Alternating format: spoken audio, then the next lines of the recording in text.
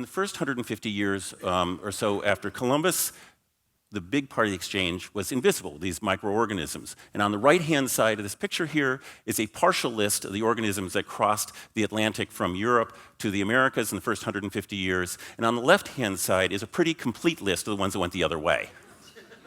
And this enormous epidemiological imbalance, I would argue, is the most important fact that your kids should probably learn about American history since Columbus. Because when these diseases came, imported inadvertently by Europeans in the first 150 years after Columbus, the result was that somewhere between 2/3 and 95% of the original inhabitants of the Americas died. It was the greatest demographic catastrophe in human history. There's been nothing like it before or after, thank God.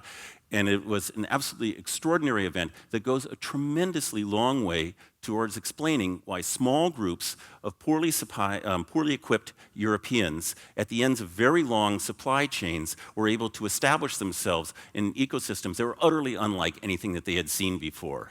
Absent this mammoth and one-sided exchange of microorganisms, it's very difficult to understand how my ancestors and many of the ancestors of the people in this room would have got here.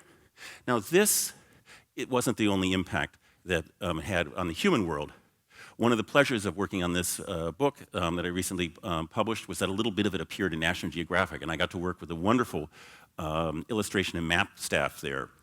And we contacted about 20 or so anthropologists, archaeologists, and ecologists who work on the history of the landscapes of the eastern seaboard, and we asked them what the area that they studied looked like at Columbus' time in 1500.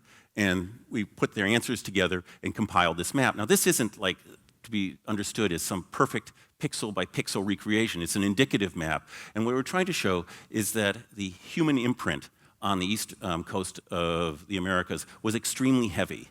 All these areas that are lighter green were cleared by fire for agriculture, and even the areas that we show forest, most of them were open by today's standards because native people burned the undergrowth every year to encourage the kind of tender new shoots that would bring in the kind of game that they like to hunt.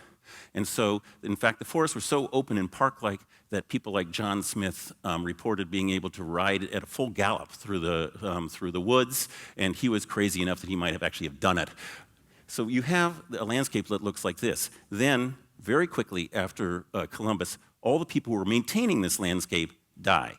And the result is a mammoth reforestation of the landscape. The first impact of Europeans on the Americas, because this is repeated throughout the Americas, is this huge reforestation. And the wilderness that is celebrated by Thoreau and John Muir and people like that was largely an inadvertent European creation. And a lot of native people don't have the same feelings about it because for them it's a cemetery.